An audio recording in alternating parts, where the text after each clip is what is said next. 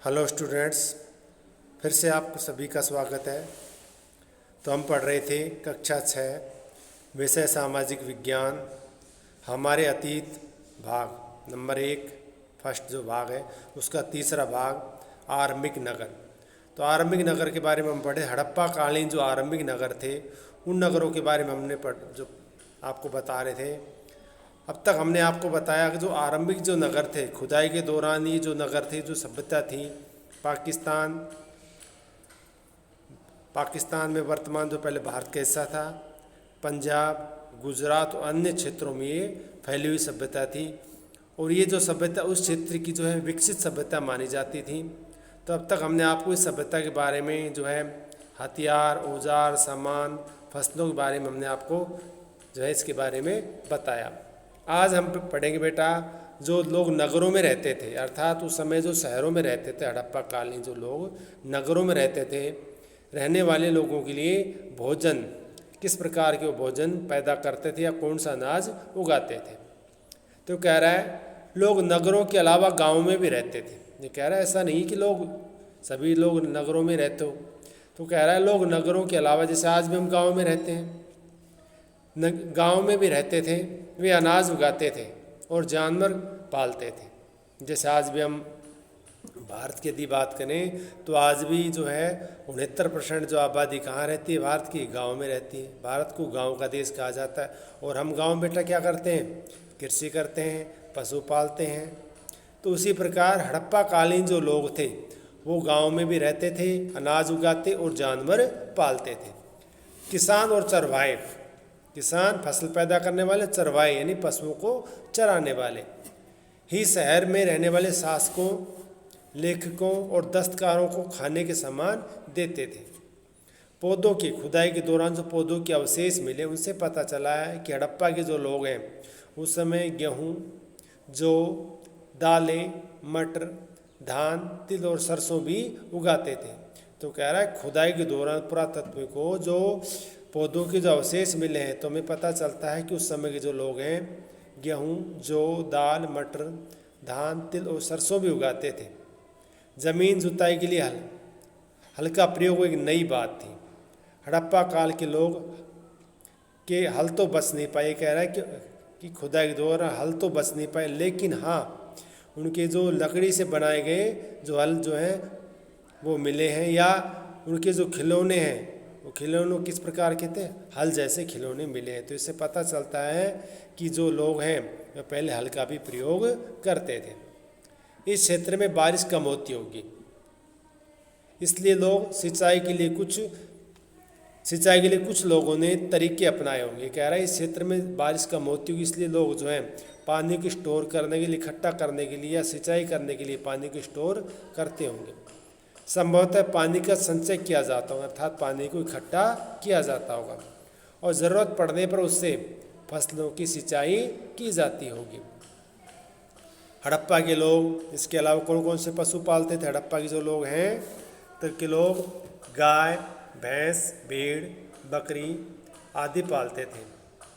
बस्तियों के आसपास तालाब और चरागाह होते थे। कह रहा है गांव की जो बस्तियां होती हैं उनके आसपास तालाब और चरागाह होते थे। चरागाह होता है बेटा जिसमें घास होती है, लेकिन सूखे महीनों में जब घास चरागाह समाप्त हो जाते और पानी समाप्त हो जाता तो जो लोग हैं सूख के महीनों में अर्थात गर्मियों के महीने में अपने मवेशियों को, अपने जानवरों को के झुंडों को लेकर चारे और पानी की तलाश में दूर दूर तक जो है ले जाया करते थे। वे बेर जैसे फलों को इकट्ठा करते थे, मछलियाँ भी पकड़ते थे और हिरण जैसे जानवरों का वो शिकार भी करते थे। अब कह रहा है गुजरात में हड़प्पा कालीन नगर का सूक्ष्म परीक्षण करें, गहराई से अध्ययन करें तो एक बात निकल के आती है क्या, कच्छ के इलाके में जो वर्तमान में गुजरात में है के इलाके में खदिर बेद के किनारे धोलावीर जो वीरा नगर किसी समय में बसा हुआ था। वहाँ साफ पानी मिलता था और ज़मीन भी वहाँ कैसी थी बेटा, उपजाऊ ज़मीन थी। जहाँ हड़प्पा सभ्यता के कई नगर 2 भागों में विभक्त थे, वहाँ धोलावीरा नगर 3 भागों में बटा हुआ था। नगर के हर हिस्से में चारों ओर पत्थर की ऊंची ऊंची दीवारें बनाई गई थी, जिससे कोई भारी व्यक्ति जो है नगर में न जा सके। सुरक्षा की दृष्टि से ये दीवारें बनाई गई थी।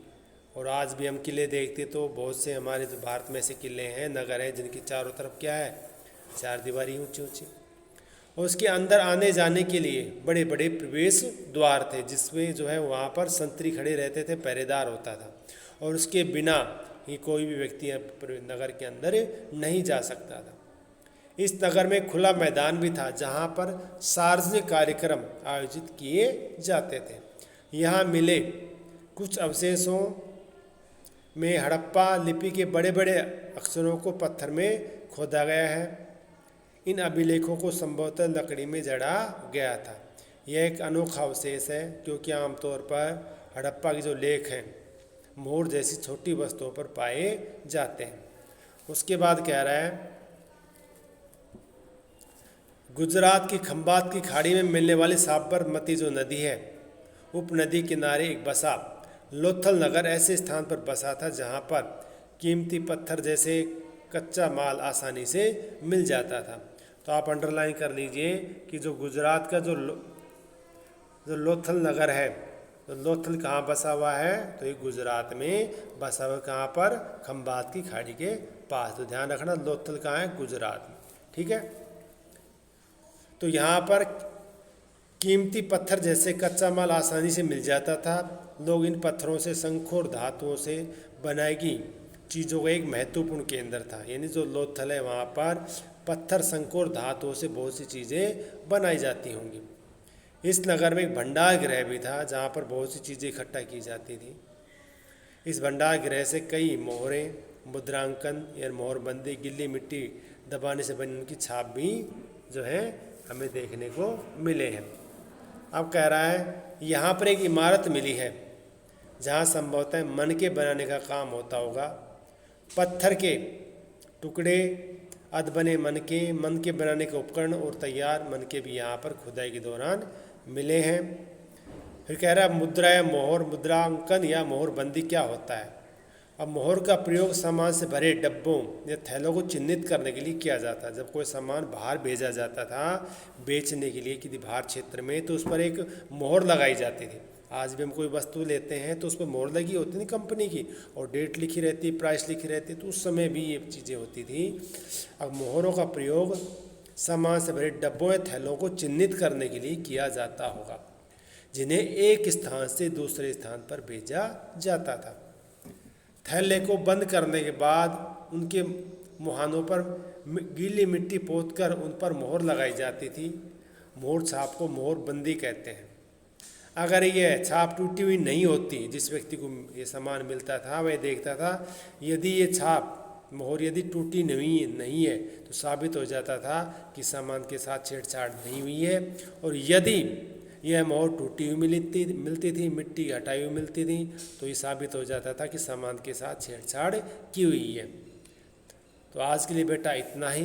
कल हम जो है इस किताब में आपको पढ़ाएंगे अब ये जो सभ्यता है, इतनी अच्छी सभ्यता समाप्त कैसे हुई। आज के लिए इतना ही।